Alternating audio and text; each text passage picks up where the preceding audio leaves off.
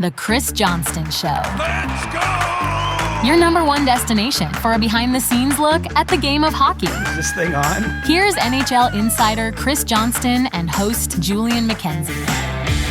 CJ, as we begin a new year, there's still a lot of talk to be had about these Olympic rosters for the games next month. Team Canada's roster's been out for a couple days. USA's roster's been out for a couple days. I haven't really heard your opinion on this here pod about those two particular teams. So I very much would like to get into that. We should start with Canada, and we should start with some players who have been omitted. Sam Bennett, one of them. That's the biggest name left off this list, and he even spoke about it over the weekend about the fact that he was omitted from that list. What did you make of his comments? What do you make of him not being on this team? And then I think from there we can extend to a general look at the Canadian roster. Well, probably the most interesting part of it is it took Sam Bennett 4 or 5 days to address it. And, look, I understand the disappointment. I think if you go back to December 31st, Julian, if you can remember where you were way back when last year, I'm guessing, the biggest surprise probably you got that day was Sam Bennett being left off of players that didn't make it. Connor Bedard had certainly a very credible case to be built to be there, but the sense had kind of been that he wasn't going to make the team, and it certainly didn't help things that he was out injured at the time. I think that kind of made that less surprising, I would say. I mean, you might argue he has a stronger candidacy. That's not the debate we're going to get into today, but the Sam Bennett news was the most surprising. And I sensed a little bit of he wanted to choose his words carefully. I think any player should in that case, because there's a weird element here, right? Like, what has happened in the few days since all these teams have unveiled their rosters? Unfortunately, several players named to those teams have gone down and left games with injury. And, it's still a little premature to say that if any of them will miss. I mean, certainly concerned, for example, with Gabriel Landeskog and the way he went down on Sunday. And he was part of the Sweden's team, given his injury history. I know it's not a recurrence of a knee injury that he's dealing with, but you just wonder, is he going to be able to get back? Devon Taves, Seth Jones for the Americans. Bo Horvat left a game last Thursday for the Islanders. So, Tom Wilson had an injury for Washington. Yep. And let's face it, if Tom Wilson, for whatever reason, was unable to compete, I think there'd be a high probability that Sam Bennett would be the next call Canada would make. So, you have to be careful how you address this as a player. I was actually with Mark Scheifele, post-game in Toronto when the Jets were here last week. And, it was the first time he'd made his comments. And I liked what he said, quite honestly. He basically said, I don't know what else more I could have done. And I didn't see that as a complaint to management as much as he was almost just saying, I put my best foot forward. I mean, Mark Scheifele on pace for career best this year. I know the Jets as a team have not performed well, but he individually in his line have carried the team to whatever success they've had this season. So, amidst all that, it's a long way of setting up that I don't think there's a win. There can only be a loss for a player in this situation. That would be saying something construed as bad. I don't think Sam Bennett crossed that line. Although he did say, I wish I could have proven I could have helped this team win a gold medal. And given all the winning that has happened around Sam Bennett the last couple of years, the 2 cups in Florida, the Four Nations tournament last year, I think he in his mind obviously believes, and I think rightfully so, that he can be part of a winning team. Not to mention a playoff MVP to add to that list of accolades too for Sam Bennett. Do you have any insight as to why Canada might feel comfortable leaving him off the list, considering what he's done in the playoffs, considering what he's done the last few games with the Florida Panthers as well?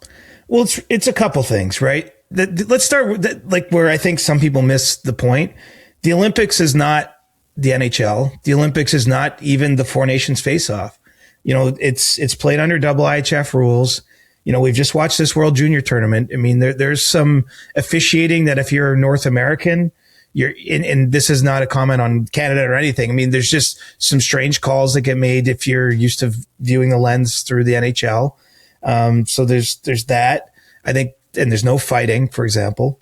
The second part would be that they have a fair bit of sandpaper on the roster with Tom Wilson and Brad Marchand going. And so when they got to the bottom roster spot or two among the forwards, there's a decision to be made. Do we want to add a little bit more of that element?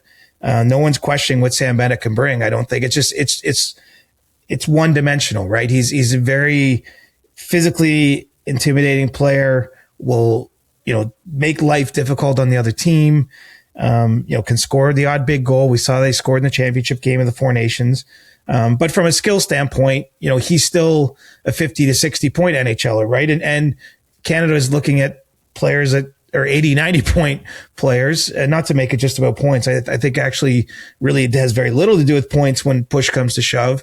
But the guys they added towards the bottom of the roster, we'll call it Nick Suzuki, plays a 200-foot game, has shown for a couple of years now in Montreal that he can handle very tough competition, still produce offensively, still handle himself in his own end. It's hard to quibble with that decision. And then ultimately, Bo Horvat here is, for me, the 14th forward that they put on the roster. Bo Horvat's an excellent faceoff guy. He's having a tremendous season with the Islanders. He's got 21 goals in 36 games. He played at the World Hockey Championship last May with Nathan McKinnon on the wing, and it went well. And so I think if you're Team Canada and you're like, okay, with one of our depth players that effectively you might not even see the 14th forward in the tournament. I mean, it's only if injuries come along or if there's some issues with the roster that you're shaking things up. What do you want? What do you want in your holster with that last spot? We'll call it. And they opted to go for the versatility. They opted to go for a player that could win them a faceoff, that could even potentially play up on the top six on the wing if needed. I think that they went for versatility over, maybe what predictably Sam Bennett is. And so it's hard if you look at it that way. If you remove emotion, if you remove resumes, I can understand how they got to the decision. It's all those factors that go into it. I mean, obviously this management group is, 6-7 people strong. They met 3 or 4 times here in the spring, including a 3-day meeting in the second week of December. I mean, obviously a lot of thought and conversation went into these picks. And look, they made a hard choice. I think the easy choice is bring someone who was part of the team. Ultimately Sam Bennett was one of 5 players that was on the Four Nations roster that didn't get invited back to the Olympics. 2 of them were relatively easy, in Aiden Hill, who's been injured, and Samuel Montembeault, who's had a very difficult season in net for the Canadians. I think slightly more difficult was leaving off that group of forwards. I think, Bennett and Seth Jarvis in particular. Jarvis has had a nice year in Carolina. I don't think really it was nothing he didn't do. It's that other players rose above him, if that makes sense. It wasn't like he's had a tough season, and obviously Travis Konechny as well. So, at the end of the day, I think there's so much fervor and argument around these names.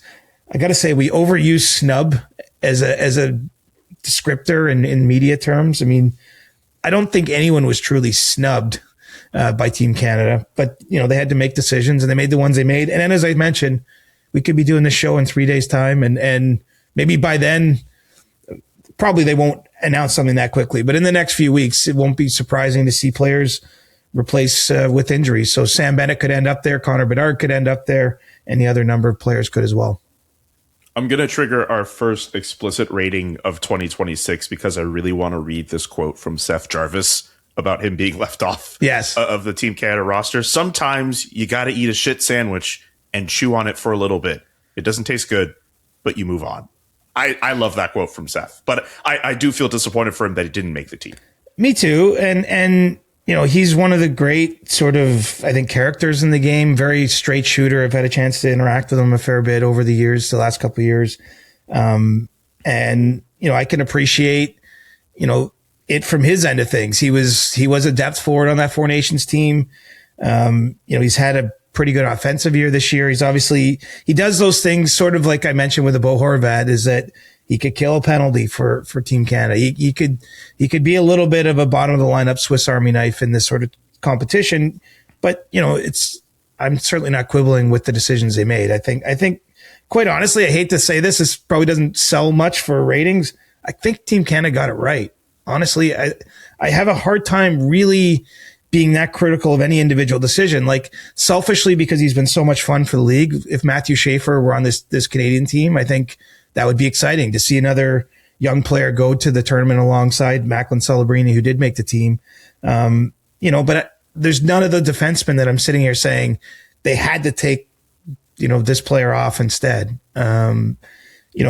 I do think that they did a pretty good job here. And I'm not always going to agree, but I can see the logic in every pick. And I understand that you got to make hard decisions in that spot if you're Doug Armstrong or the management group or John Cooper, who obviously had a fair amount of say in this roster. I know there's a lot of focus on that because Anthony Cirelli, was probably another player that it could have went either way for at the end when they were debating among those last forwards. But, the coach has to trust in his players. And I'm not saying John Cooper doesn't trust in the guys who weren't picked, but he clearly has an immense amount of trust in Anthony Cirelli, who's, helped him win 2 Stanley Cups, been to a third final, was part of the Four Nations team. And, he's just been with John a long time. I mean, what are you going to do? The coach has to trust the players are going to get the job done. And clearly the coach has trust in that player. One more Canada question for you. I love the fact that over the last few months, we measured the chances of Macklin Celebrini making this team. He makes the team. And we debated about whether or not Connor Bedard and Matthew Schaefer should make this team. Neither of them made it, but they gave really good, they had really good chances, it seemed, at least from the outsider. Maybe you could tell us different, but I think they did as best as they could to give themselves a chance at making Team Canada. How do you feel about how it sorted out with those 3 players? Yeah, I mean, you feel for Bedard getting injured at the end. I know Doug Armstrong said that wasn't a deciding factor, but it doesn't help things, right? Like, as we're sitting here now, Bedard still hasn't returned to the Chicago Blackhawks lineup. He hasn't played in 3 weeks. So if he was named to this team, yes, there's time to get back up and going, but you don't know what that looks like, right? And I think that if you're Team Canada, you're trying to also get some players that are hot right now. Now, fortunately, the guy at the top of the roster, Connor McDavid's the hottest player in the league. Even Sam Bennett, I mean, I could see where this might be frustrating. He's on a career best 9-game point streak right now. I mean, exactly. And I know he wouldn't be brought to this tournament for his points, but I think there's evidence in his game that he is kind of peaking in a way that would be intriguing. So Bedard didn't get the opportunity. Matthew Schaefer certainly has, though, and he had a big weekend for the Islanders, scored 2 goals in that game against Toronto on Saturday night, including the overtime winner. And just, he's a special kid having a special season. I don't think there's any way to describe the feeling he leaves you with. I think there's still a chance he makes it. If Canada were to have an injury on the blue line, I think Jacob Chikrin would get, might be the favorite to get that spot. It really depends who's injured, of course, though, right? If it was one of the more offensive players, maybe that opens a door for someone like Evan Bouchard or Matthew Schaefer. But I think that that's really the 3 primary defensemen Canada would be looking at if they had an injury. And so Schaefer's still got a chance. And I don't get the feeling like he could still play for Team Canada at age 22, which is relatively young when you look over the list of Olympians Canada sent in the years when they've had NHL players. So I think his time is still coming. I don't see it as a major snub. I think that there was a case to bring him as an 8th D and give him the experience and maybe work him into a couple games and very limited action. But, there's also, he hasn't played games on that level and you might be asking too much too soon. I don't know if you saw the quote. His dad made that comment in an interview with CBC. Basically, like, his dad openly asked, are we sure we want to do this? The mountain. I'm sure he's just a concerned father being very honest in that case. Again, he could still get there, but, we'll have to sort of see how that shakes out. With the forwards, there's a lot more players in play. It truly, I think, would be dependent on which player couldn't go, but you obviously have the Scheifele's, Bedards, Bennett, I think would all be in the mix, even potentially Seth Jarvis. We'll see how things go. But, if you're Zach Hyman right now and you're probably trying to put your best foot forward, you just don't know what's going to happen. I'll tell you this, Julian, for anyone who though has their mind is they left it in last year, all 4 teams that were at the Four Nations had to make injury replacements. And right now it just seems like the level of injuries is even a little higher around the league because the schedule has been so compressed. The Olympic break is much longer than the one they took for Four Nations. So as a result, the NHL teams have been playing on an accelerated rhythm.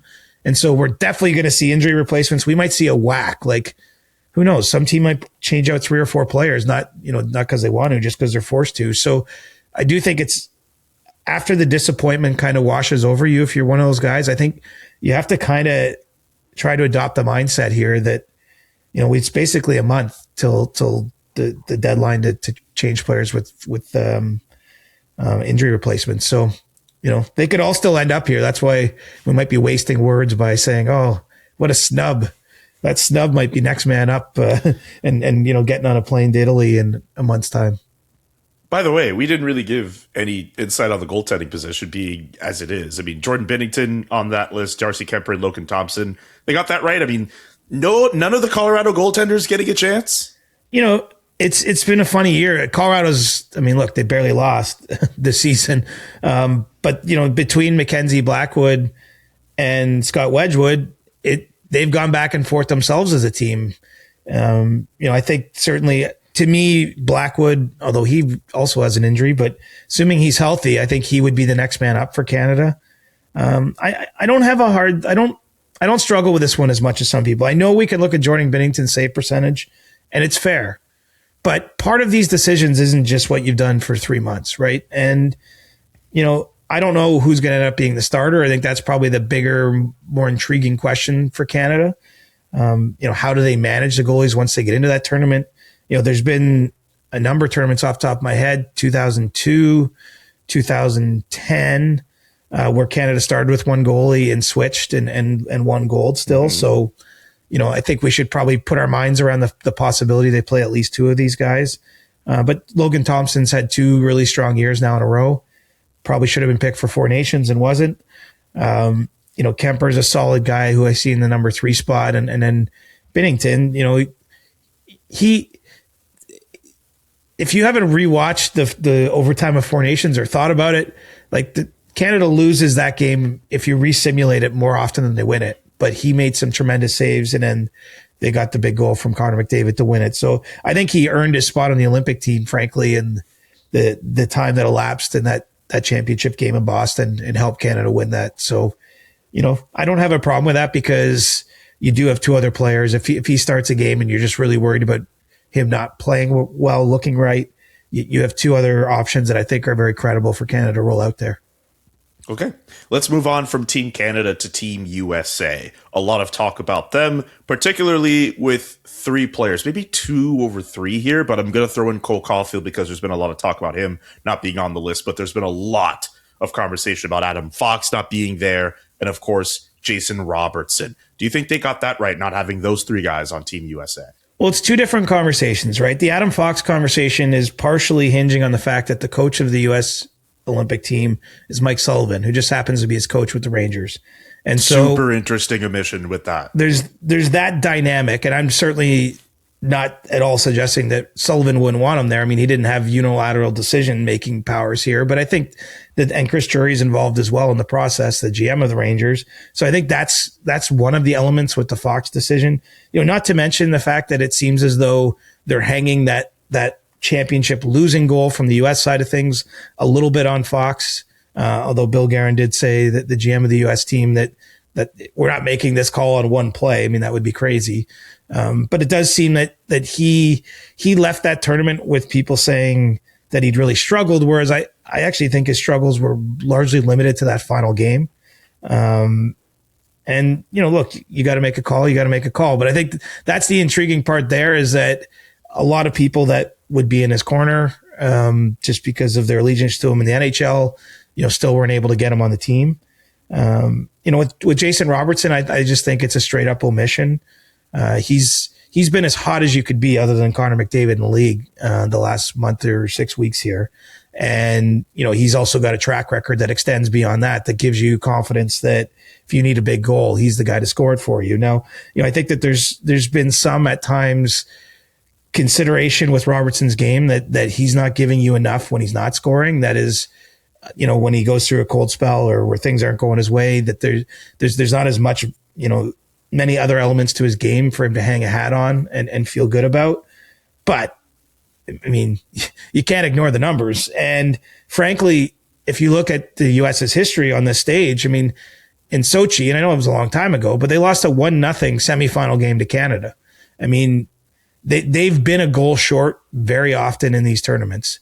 They've obviously assembled, a tremendous team here. But they made the same decisions as Canada did in terms of, opting for some different elements down their lineup. But instead of leaving a Sam Bennett off with their 13th or 14th forward, they were leaving off a player that, could score 90 to 100 points this year. It's a different sort of triangulation, right? Maybe you might counter with Bedard similar, but, I think Robertson at this point is a little bit more of a sure thing at this stage. Again, Bedard's injured, I think factors in. I mean, these aren't all exact apples to apples conversations, but, what we're going to be saying. Leaving back Cole Caufield's 40 goals, leaving back Jason Robertson's ability to impact the game in that way. If the U.S., and it's still an if, but if they don't get things going offensively, that's going to be what's brought up is those decisions. And, I personally would have found room for him on this team. I think he's done enough where I would be thinking I've got to find space for him, even if I had other players I like. But they made that hard call, and it'll be fascinating to see how it plays out. Considering the likelihood, the possibility of injuries, I mean, Jason Robertson should be a first one in, as far as I'm concerned. If something should happen to any of these forwards on this team, he should be first one in. He made some comments a day or two after being left off the team where he seemed a bit confused about knowing if he would be there. But I certainly, from his end of things, I do think he's like, I know he wants to go. So if there's a spot open for him, he'll be there. It's not, there's no case here where he's taking his ball and going home disappointed. So, we'll see where things land, but that was a bit of a head scratcher, but the U.S. has a similar problem to Canada in that there's more players that you could make a case for than there are roster spots, and they made a call. It just feels like they maybe decided on this. It's almost like they finalize their roster and then another 3 weeks, play out, and maybe they didn't fully adjust to the conditions. We'll see. There's not a lot of holes to pick in the U.S. roster, frankly. Much like Canada, basically we decide if they made the right choices, if they win or not. And usually the team that wins or not wins a 3-2 game, that could go almost either way. Like that's what the Four Nations was. It was a 3-2 game that could have went either way. Canada made the right decisions with their roster because they won. The U.S. people will point out they benched Kyle Connor for the final game, or Adam Fox has to wear some goat horns, even though I'm not sure that's entirely fair reading of what happened on that final play. That's the nature of best on best. And frankly, that's why I love it. I love how high the stakes are and how final it is. And we all know this can be a cruel sport, a cruel game. The best team doesn't always win. But I mean, it's going to be a hell of a tournament in Italy. 5 weeks until Canada plays its first game at the Olympic tournament, February 12th, their first game. Can't wait either, CJ. Against Czechia. Yeah. Oh my God. Sounds familiar. Sounds very familiar, and a perfect segue to the next segment here. The World Juniors are on, and 2 incredible semifinal games played in Minnesota. Sweden and Finland going to an 8-round shootout. I mean, those two rarely fail to disappoint when they play against each other. And Canada versus Czechia, where they play each other for the 4th year in a row. And damn it, by the end of the game, I was like, man, I was getting mad. I was getting frustrated. Unbelievable. Canada, for whatever reason, it seems as if Czechia has turned into an Achilles heel for them at the World Juniors tournament. How did you enjoy your Sunday watching the World Juniors, man? It was awesome. I watched the entirety of both games, was just glued to the couch for, I don't even want to think of how many hours that was. But it was like, it was tremendous theater. The urgency. I think the one thing I love about the World Juniors is, how much it matters to the kids, but it's just like everybody giving everything they have. I mean, you don't like to see this, but Porter Martone the Canadian captain, did an interview after Canada lost and was just in tears, right? But I think it's a reflection of how much this matters to the people playing the games. Obviously we're talking about teenagers, so there's mistakes made, there's swings of emotion. I think anyone who wants to sell the World Juniors, or anyone who's trying to say like this tournament is worth your time and attention, needs to only point to those 2 games on Sunday. So the only thing I would say is I don't like seeing the Finland-Sweden game end in a shootout. I might be the dinosaur in me. I don't know where that take lands on the Unk scale, but I would rather have seen it continue on, into overtime, even though they play overtime 3-on-3, which is another sort of quirk. I mean, look, you can't have the games go all night. But that was the only thing I didn't feel quite right. I actually felt bad for Rimpinen, the Finnish goalie showtime there. You saw him smashing his stick over the post. I mean, what more could that kid have done? Like, he stopped 4 breakaways in the overtime. I know he let in a poor goal to start the game. And then I think he stopped, was it 6 of 8 shootout attempts? I mean, he did pretty much everything you could ask for. Yeah, he was just, I mean, even from last year's tournament, it was incredible. This year, just what he was able to do in that game. I know that bad goal to start off wasn't great, but yeah, but you more than made up for it. You stopped Absolutely. 4 breakaways in overtime from the same guy. I know. I mean, it was wild, but I mean, that's again awesome. The Canada-Czech game, for me, Czechia just was a better team. I mean, there's actually, for me, like, I realize that everyone's going to naturally talk about 3 years. I think some of the other games, specifically last year's, I remember, Czechia might have been a bit fortunate to win it. And I don't say that with sour grapes. It's just a lot of things sort of went against Canada in that game. There's some weird penalty calls and things of that nature. But it wasn't that to me, the one team was clearly better than the other. I thought Czechia was better than the Canadian team. I mean, the only thing that really kept Canada in it was, the power play produced another couple goals, and their power play was deadly in this tournament. But, the Czechs played hard. Like, they played, if the jerseys were reversed and it was 10 years ago, you would have thought the way Czechia played was the Canadian team. Like, they were fast and physical and in on the forecheck and in your face and determined and just on the puck and pressuring Canada into mistakes and doing great in transition. I mean, I love the way they play. Frankly, it was, you'd like this as a Canadian. I would have liked to see more of that type of player on Canada. But I think that everything goes in, like, there's sort of shifts in how things are. I don't know if Canada's producing that style to the same degree it once did. And, maybe there's been an overcorrection to too much skill and there needs to be a little bit more the other way. I mean, who knows? But I do know Hockey Canada is obviously going to be looking internally because they expect to win gold at this event, and that's 3 years in a row. They're not going to go home with a gold medal. Any predictions for the medal round of games, the gold medal game and the bronze medal game, Siege? I mean, Finland always shows up for bronze medal games. I'm not saying Canada won't show up, but I would be surprised if Finland didn't win that game. It's also a really quick turnaround, to be fair. I mean, you're playing, you lose in pretty heartbreaking fashion, a minute 11 to go in regulation. The game ends at like 11 p.m. and then you're playing the next day at 3 in the afternoon. I just think it's going to be it's probably a tough physical recovery, but it's more of a tough mental recovery. So I'd say Finland's going to win. The gold medal game, for me, I think Czechia is going to win it. I'm not cheering for that or anything. To me, I'm not an expert on this tournament, but watching the last couple games, I think that they've been the better team between them and Sweden. But we'll see. I mean, it's one game of hockey to decide it, and the stakes are high, and lots of things can happen. But I would say I've got Czechia winning, Sweden with the silver, and then Finland with the bronze would be my prediction. We'll see how it turns out. Okay, I like that. We'll see how it all turns out on after these games get played on Monday. And with that, CJ, it is time for the first Maple Leafs Corner of 2026. Also, you mentioned the UNC scale in that previous segment. I'm going to find a way to make that a thing. I like the UNC scale. Anyway, Maple is that Leafs a bad Corner. take? I don't know. Did you like a shootout ending the game? Like, how did you feel about it? Like, I don't know if it's just me. I didn't love it. I loved how that game went to here's my thing about it. The shootout has been such an integral part of this tournament. I can't picture it without. I can't picture the World Juniors without it. So I don't have a problem with these games going to a shootout. I don't necessarily hate the shootout. I also think just what we saw in that 8-round epic was just like instant classic stuff. I really enjoyed what I saw from Sweden and Finland.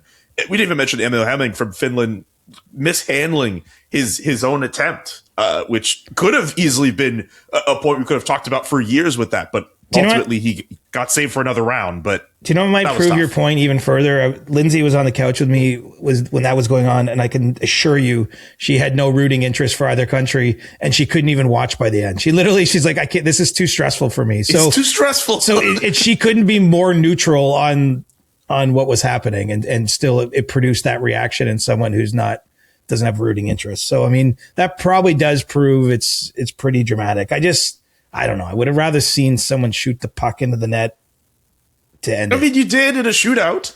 I know. Look, this is true. This will put me on the scale. Like, I'm old enough to remember when the NHL introduced the shootout in 2005, and I didn't like it then, and I still don't like it 20 years later. So 20 years. So I am yelling at a cloud. It's true. I'm not saying anything was unfair about the result or anything like that. That's not really my argument. It's just more, it just feels unsatisfying to see a game in that way. At least if the gold medal game today goes to a shootout, it goes to overtime. It's play to the death. It's sudden death. So there's no shootouts deciding a gold medal game, at least. If the range is 1 through 5, seems like shootouts for you is at the 5. That's at the shake my fist at a cloud, Abe Simpson staring at the cloud in the newspaper print. I'm not kidding. That's what it looks like. Like, if I'm home and I'm flipping around random NHL games and you're watching, like, you click to a 3-on-3 overtime between two teams. Like, again, I'm not cheering for a team. I'm always cheering for that game to end before the shootout, because I love the way 3-on-3, it goes back and forth, and it's almost got like almost kind of like a basketball feel. Like, possession's so important now in overtime when you get to 3-on-3, but I love the tension in that, and I love seeing the players decide the game. So I'm literally like actively cheer against seeing games go to a shootout. That's how weird I am. I don't blame you, though. I will say that, I mean, not to veer us completely off topic, I'll get us back to the Leafs in a second, but like, I do not like the fact that teams have figured out a way to turn 3-on-3 overtime into this possession hogging game where you could have the puck for 4 minutes and 45 seconds and cycle back in and out of the offensive zone. That I don't like. Give me the end-to-end action. And I don't know how you get that back, but like, that is why we love 3-on-3 overtime, not a team playing ring around the rosy from the neutral zone into the offensive zone. I'll tell you what isn't the answer. In the Swedish second league, Allsvenskan, this year, they put in sort of an over and back type of rule. And from what I've heard, it hasn't produced the desired results. So I know some people have tabled that in the NHL, but there's been all kinds of weird issues with it, and I don't think it's really done what it's supposed to do. I don't see it as being that big. Like, usually if a team has possession, the other team is incentivized to go get it back still. Anyway, we are all over the place. That is okay. We can let's get ourselves back to Maple Leafs Hat Corner. tip Our to first Love Maple Leafs Corner of the year. Herenstam, though, by the way, the Swedish goaltender. Yes, absolutely. And you may not know this, but his dad, Chris, is the main play-by-play voice for SVT on the World Juniors. So his dad has called the World Juniors in Sweden for like 20 years and had to step out of the booth at this year's tournament so that because he chose to want to be a fan for his son. My understanding is he's called other non-Sweden games, but hasn't called the games involving his son. And I just think that's so cool. Like, that's a cool story. He ends a 20-year run of calling Swedish World Junior games because his kid's playing for Sweden in net. Like, how cool is that? And he came up huge in that shootout. So hat tip to him. Okay, I love that too. That could easily be a stick tap. I mean, stick taps are for later in the week, but I love that too. I love that. I was like, oh, dog ate my homework. I didn't come with a stick tap today. So no, we're not doing stick taps today. We're not even doing Ask CJ today. We'll move that to next week. Good. Okay. We're still getting out of the holiday like fuzz. You know what I mean? Clearly. Okay. Now we have to talk about the Toronto Maple Leafs. We've pushed them far away enough. This is also the first episode where we get to talk about a change for the Maple Leafs power play. Marc Savard no longer on the Toronto Maple Leafs coaching staff, no longer in charge of the power play. Here's something really interesting I found while we were going through this show. The Toronto Maple Leafs right now, as of this recording, 25th best on the power play with a rate of 16.7%. Do you want to guess how successful the power play has been in their last 6 games without Marc Savard in charge? Well, I know they were 32nd best when Marc Savard was fired. So on December 22nd, So the fact that they've even climbed 7 spots in 6 games tells you they've been putting the puck in the net a lot. 41.7%. That is the best of any team in that stretch from December 22nd, the day it was announced Marc Savard would be let go, to January 5th, today being Monday. Right. And we haven't reacted to this because the shows, I don't want to break the fourth wall here and let you into the curtain, but any shows you've listened to since Christmas were pre-recorded. So, what? Whoa! Whoa! But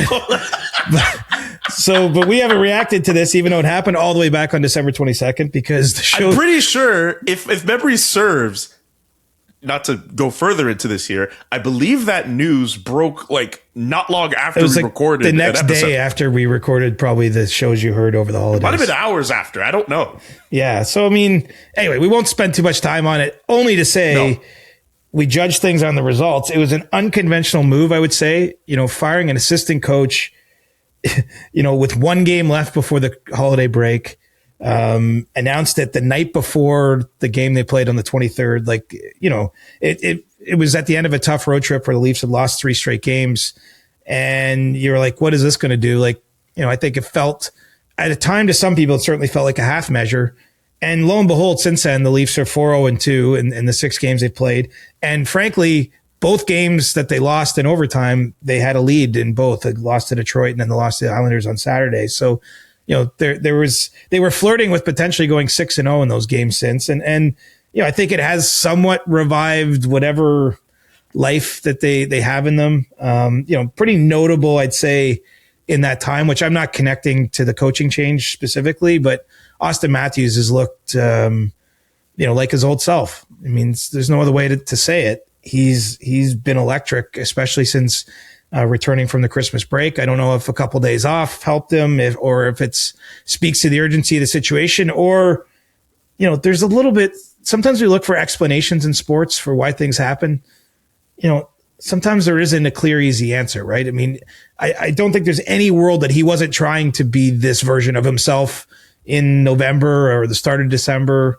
It's a hard game. It's just a lot of different aspects to it. And so I'm not even sure if we gave him truth serum, Julian, and had him as the first ever guest on the CJ show, if Auston Matthews could explain what's changed, except obviously he's seen the puck go in the net. His, the confidence comes with that. There's obviously a lot of positive momentum to his game, and he's, passed a pretty big record here, becoming the Leafs all-time goals leader on the weekend, in part because of this surge in goal scoring, which the Leafs need. He's helped them. He's been a key part of them getting as many wins as they have here in this last stretch. By the way, we have to mention Auston Matthews, the all-time leading goal scorer in team history, 421, surpassing the legendary Matt Sundin. Great record for Auston Matthews to have with the Toronto Maple Leafs.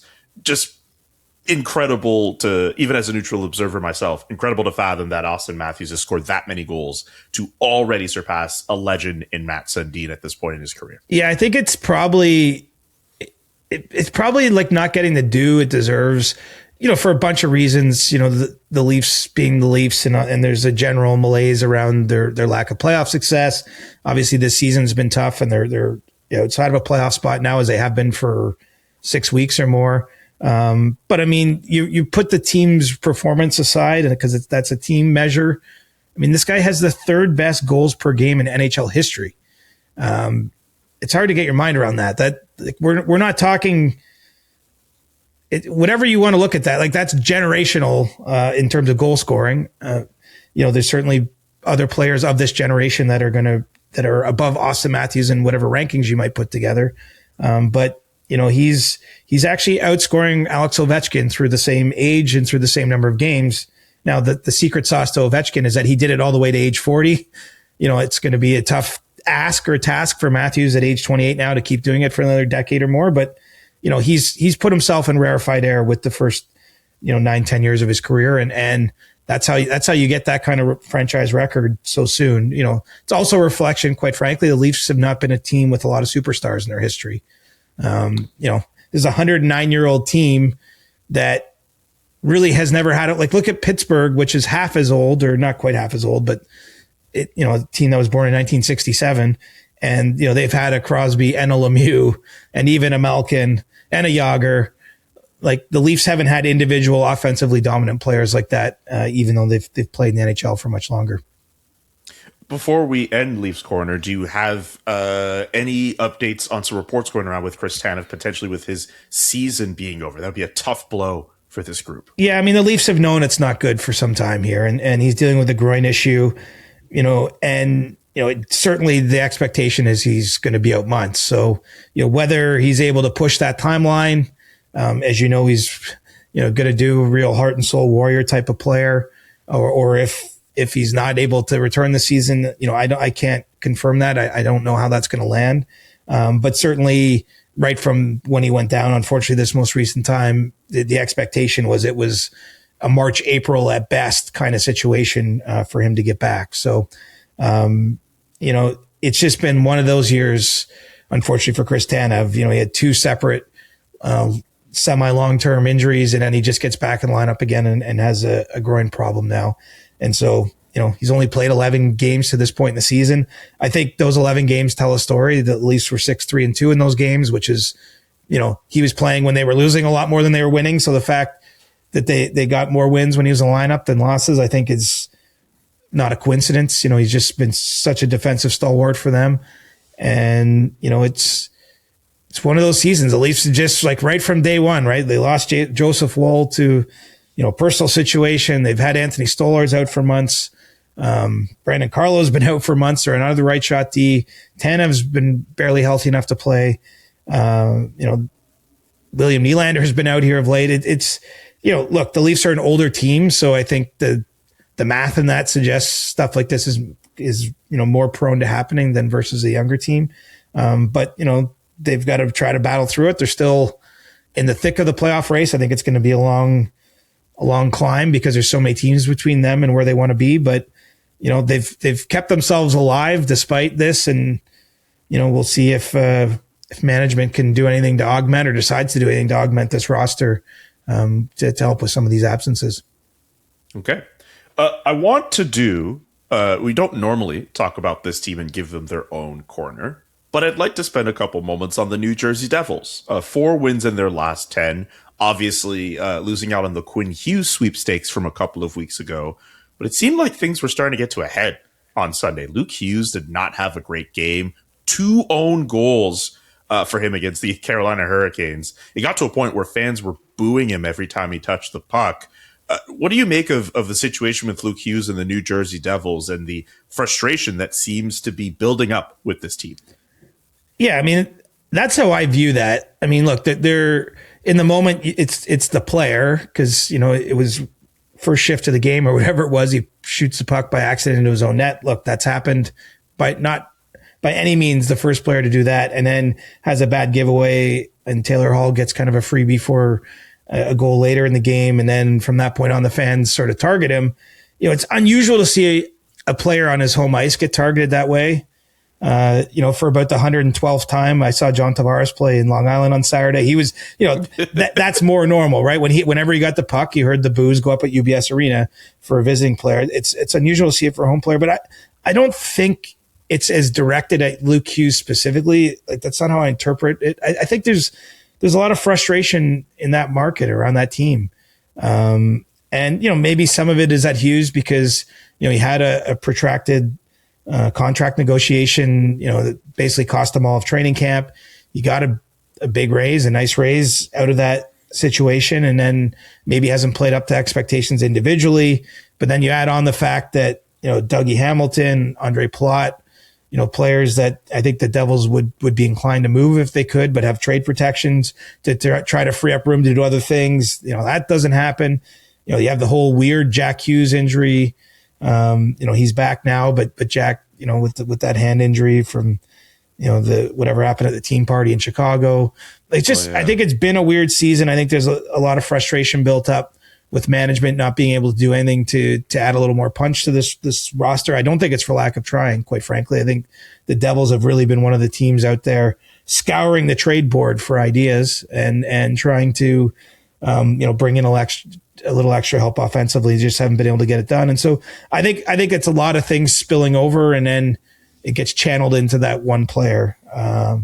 very fascinated to see where it goes next, though. I like the way Nico Hischier stepped up, by the way, post game. Wasn't requested by reporters, but the captain of the team came out and wanted to kind of have his guys back. I saw Jake Allen had, some supportive comments. The veteran goalie who, pointed out as a goalie, you're often kind of singled out for the mistakes you make, and everyone makes mistakes.